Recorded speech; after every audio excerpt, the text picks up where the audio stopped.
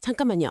지금 제가 뭘 봤는지 아세요? 뭐 봤어요? 광화문 근처 호텔인데요. 3월 21일 딱 하루 1박 요금이 82만 4천 원이에요. 비싸네요. 포시즌스나 서머셋 같은 곳은 이미 부르는 게 값이죠. 아니, 비싼 게 문제가 아니에요. 그 방 평소엔 20만 원대 초반이었거든요. 정확히 3.8배 올랐네요. 4배예요, 4배. 근데 있잖아요. 이 공연 입장료가 얼마인지 알아요? 영원, 전석 무료죠. 공연은 공짜인데 주변 방값은 4배가 뛰었어요. 이게 경제학적으로 말이 돼요? 철저하게 말이 되죠. 이건 단순한 팬심이 아니라 서울이라는 도시를 거대한 BTS 팝업 스토어로 만든 고도의 비즈니스 설계거든요. 오늘 그 이유 데이터로 처음부터 끝까지 다 설명해 드릴게요. 시작하기 전에 K컬처 타임즈 채널 구독, 알람 설정, 좋아요 꼭 부탁드립니다. 현장 영상과 이미지를 제공해주신 분들께도 감사드립니다. 그럼 오늘 이야기 시작해볼까요? 먼저 오늘 우리가 분석할 공연부터 정리해드릴게요. 2026년 3월 21일 토요일 오후 8시, 장소는 광화문 광장. BTS가 정규 5집 아리랑 컴백과 함께 펼치는 단독 무대예요. 단순한 공연이 아니에요. 전날인 3월 20일 앨범 발매 직후 열리는 퍼스트 라이브고 넷플릭스가 전 세계 190개국에 동시 생중계합니다. 근데 진짜로 진짜 입장료가 없어요? 하이브와 서울시가 협의한 전석 무료입니다. 그러면 사람이 엄청 몰리겠다. 광화문 광장 공식 수용 인원은 안전상 18,000명으로 제한됐어요. 하지만 경찰 추산 및 통신사 유동인구 데이터 기반 예상 방문객은 얼마예요? 최소 26만 명입니다. 26만 명이요? 18,000명 들어가는 광장에 26만 명이 온다고요? 무대 앞에 서지도 못하는 사람이 24만 명이 넘는다는 거예요. 그 사람들이 전부 서울 어딘가에 머물며 자고, 먹고, 쇼핑하죠. 이게 바로 우리가 오늘 계산할 경제적 낙수 효과의 핵심입니다. 숙박 데이터부터 구체적으로 뜯어보죠. 아까 80만 원 얘기하셨죠. 호텔스닷컴과 아고다 실시간 데이터를 보면 광화문 인근 4성급 이상 호텔의 어큐펜시 레이트는 이미 98.7%입니다. 사실상 솔드아웃이에요. 모텔 요금은요? 그게 더 충격적이에요.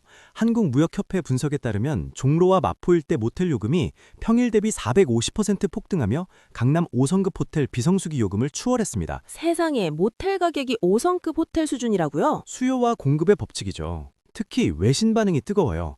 뉴욕타임즈에서는 BTS, 한국의 전통적 심장부 광화문을 글로벌 문화의 수도로 치환시키다라고 했고요. 니케이는 무료 공연의 역설, 티켓 수입을 포기하고 도시 전체의 GDP를 끌어올리는 K 비즈니스 모델이라고 했습니다.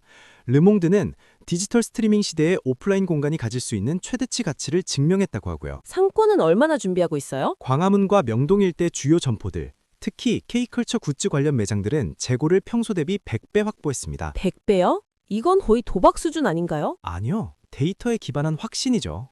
편의점은 이미 도시락과 생수 재고를 10배 늘렸고요.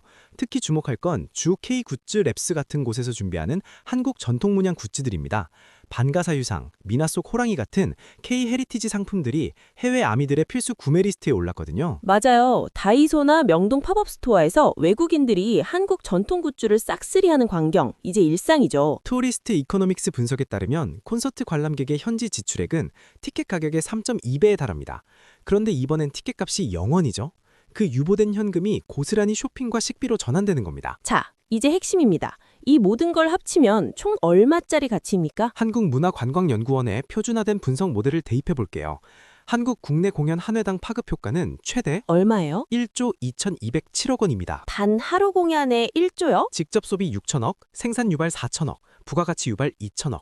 여기에 넷플릭스 생중계로 인한 전 세계 노출 효과, 미디어 밸류를 더하면 이 숫자는 보수적인 숫자입니다. 결국 하이브는 18억의 티켓 수익을 포기한 대신 BTS라는 브랜드의 국가적 위상과 전 세계 시청 데이터라는 더 큰 자산을 얻네요. 정확합니다. BTS는 노래를 파는 게 아니라 사람을 이동시킵니다. 사람이 이동하면 산업이 발생하죠.